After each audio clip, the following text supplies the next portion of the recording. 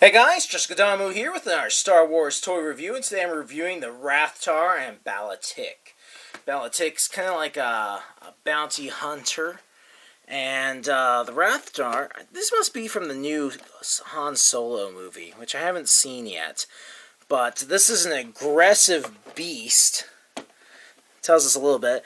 Rathars are dangerous tentacled predators known for their sophisticated techniques as pack hunters, which means you totally want to collect like 7 of them. Yes! These slimy horrors were responsible for the infamous Trilla massacre, which has made them irresistible to decadent collectors seeking exotic pets for their menageries. That's a hard to pronounce word.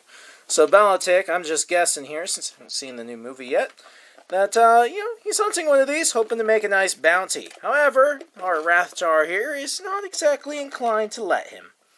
And, this thing just comes with tons and tons of tentacles. Looks like it has 10 tentacles total. And there's a specific order that these are supposed to go in, which I totally ignored because, then it would just look like all the others. I just kind of wanted to just put it together really quick. So there's this one, and then there's another one of those. So they're all kind of different. This one has a little kind of a fin thing on the end. But they fit into any hole that you want.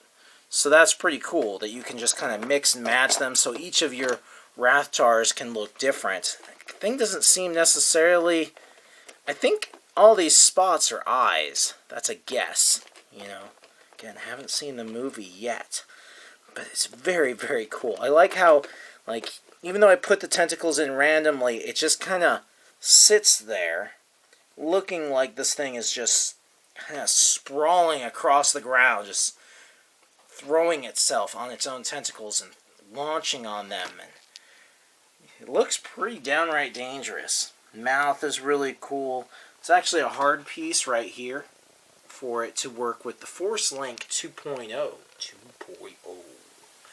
So now they've come up with needing a 2.0 to cover new sounds and things like that for the next wave of figures. And this guy can do it too. And so basically, you have that thing on your hand and you move forwards and it makes this noise. Side and side, moves this noise, you push the button, it makes more noises. But I'm from, I grew up in the 80s, so we just go like this.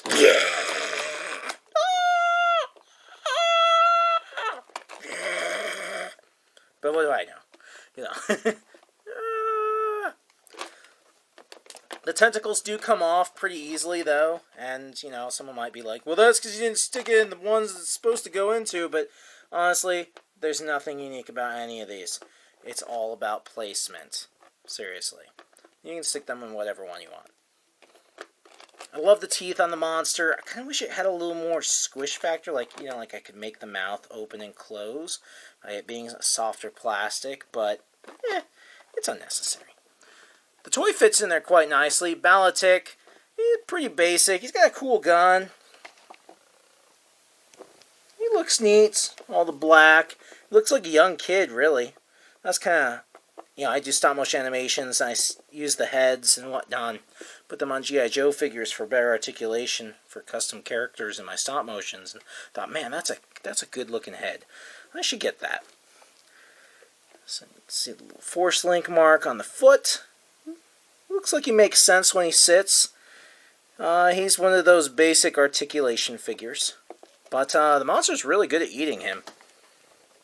Just pops in there. Oh, there goes, I planned!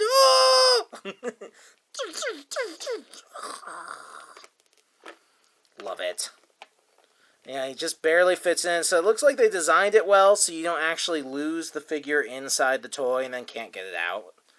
You have to, throw it at the ground. Hope it comes out. Help me! Still just wish it had some softer plastics. I could munch on him better. It's not a bad toy. I got this at Walmart for $9 in their clearance section. I still wish that these stayed in better, and I would have loved some more articulation on the figure. It's good for posing, minus, dynamic poses for our character here. Play value, though, because the tentacles come off all the time, honestly, this would be one of those toys where I suggest figure out where you want the tentacles, or, follow the instructions. You want to be normal.